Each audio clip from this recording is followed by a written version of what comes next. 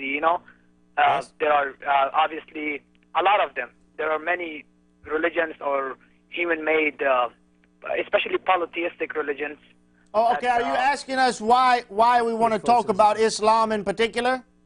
Yes. Okay, I'll give you the answer very quickly. The answer is because Islam, number one, is the second largest religion in the world right after Christianity, so we're going to be speaking to the most people. Number two, Islam comes along and specifically denies the core doctrines of the Christian faith.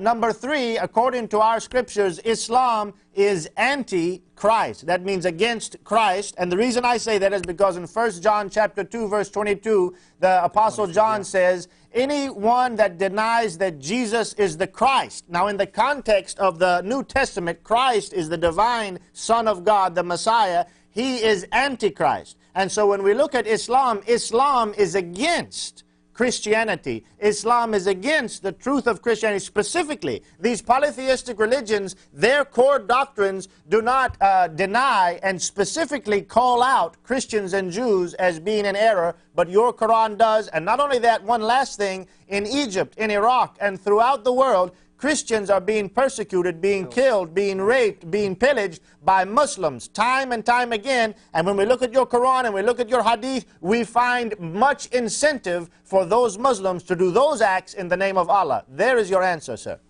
Okay, Islam is not against Jesus because. It's against Jesus being God, sir. We've heard 1,000 Muslims call in. What's his name? This is Burwis. Go ahead, Sam. Burwis, please do us a favor. The topic is incarnation. Did God become flesh? You're now going off topic and discussing why are we targeting Islam? For the same reason Muhammad targeted Christians. We expose false prophets and Antichrist. You got your answer. You don't love the real Jesus. You love the Islamic Jesus. That's not the true Jesus. Can you ask us a question pertaining to the topic? The topic is incarnation, God becoming flesh, and sin. Brother David just spent about 20 minutes by the grace of the Lord Jesus Christ making out a case for the necessity of the incarnation because God is infinite love and loves His creation so much to provide salvation for them because of their sin condition. Can you ask us questions related to this topic, not why are we criticizing Islam? To give you the answer again, we criticize Islam because Islam, it criticizes us. The war started with Muhammad. He attacked us, so we have a duty to expose evil and false religions. You got your answer. Please ask us a question relevant to the topic. Okay, about Christmas, because Christmas is obviously celebrating the Jesus birthday. Okay? Go ahead. Yes. The question is, why? Yes, it is. It's not a really a broad question. It's a very specific question. Okay. Why would you celebrate Christmas on December 25th, which, according to a lot of even Christian scholars, that Jesus was not born on December 25th. He was born probably around September or August. Yeah, sure. And every Christian nation, and this day used to be a Greek holiday that I'm not sure, I read about it before. Yeah. And Christmas tree was a pagan god, which people put it in their houses celebrating Jesus' birthday. And that's also contradicting Christianity, because in Christianity you cannot just bring Okay, sir, thank you for your question about December 25th. David, Go ahead, David. Yes, listen to the answer. You're absolutely correct that we don't know the day that Jesus was born. In fact, it probably almost certainly was not December 25th. But here, this is no criticism of Christianity. The Bible doesn't tell us to do anything on December 25th. At most, this would be, even if you're right, this would be a criticism of something that Christians did much later. But I don't think there's a problem here at all with what Christians are doing. We wanted to celebrate, Christians want to celebrate the incarnation of Jesus. That's why we give gifts, because we're celebrating God's tremendous gift that we find in the incarnation. As far as December 25th, well, you're right, this was in the Roman world, this was a pagan holiday.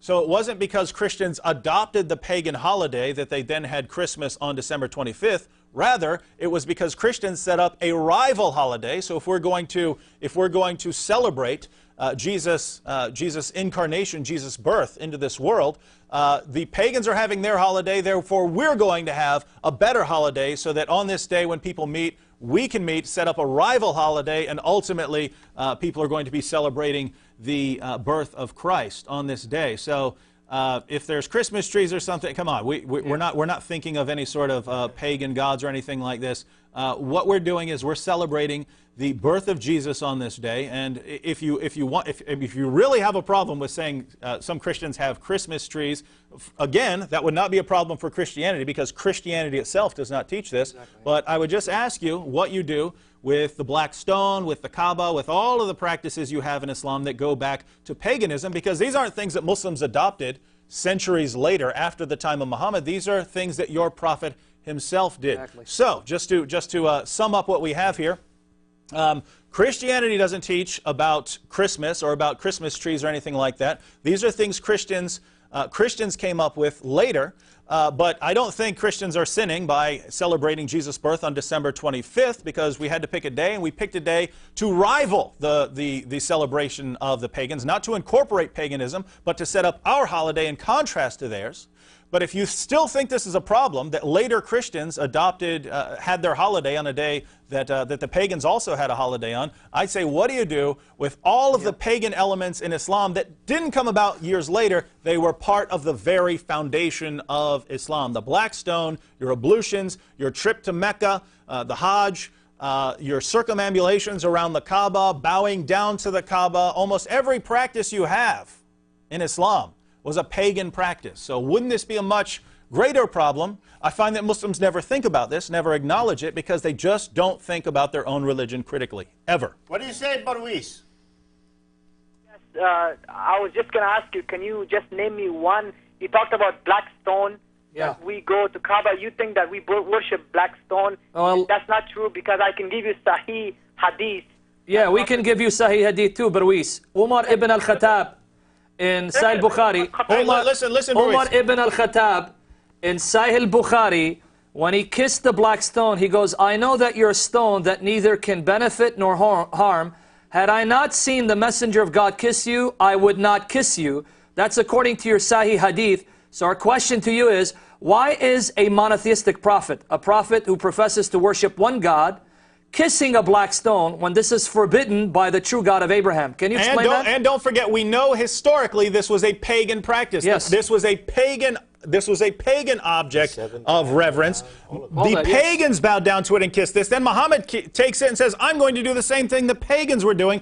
Just answer me this. Why do you kiss the black stone, which was an object of pagan reverence and worship? Go ahead, tell us why you kiss the black stone. Give us some explanation for why it's important. Okay, this was not a practice, because you guys are misunderstanding, because Prophet Abraham built the house at the place where the black... No. Yeah, now give us any shred of evidence you have.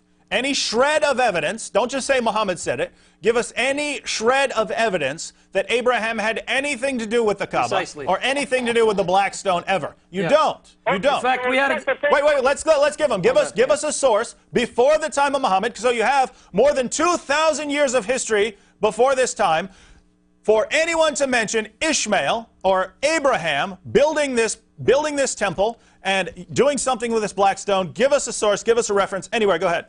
Okay, just wait a second. Yes, I'll answer that, but just wait, I'll tell you something. But we don't have much time. We can't wait too long. Go ahead and answer. Okay, what I'm saying is, whatever you say about Jesus and all that stuff, so you're saying, you say according to John, according to Paul. Here we go. I have to say that it's according to Muhammad or according to his companions, you know? Yeah. I can't just say from my mind, because we didn't live at that time. Okay, Barwis, you're missing the point here. You're missing the argument completely.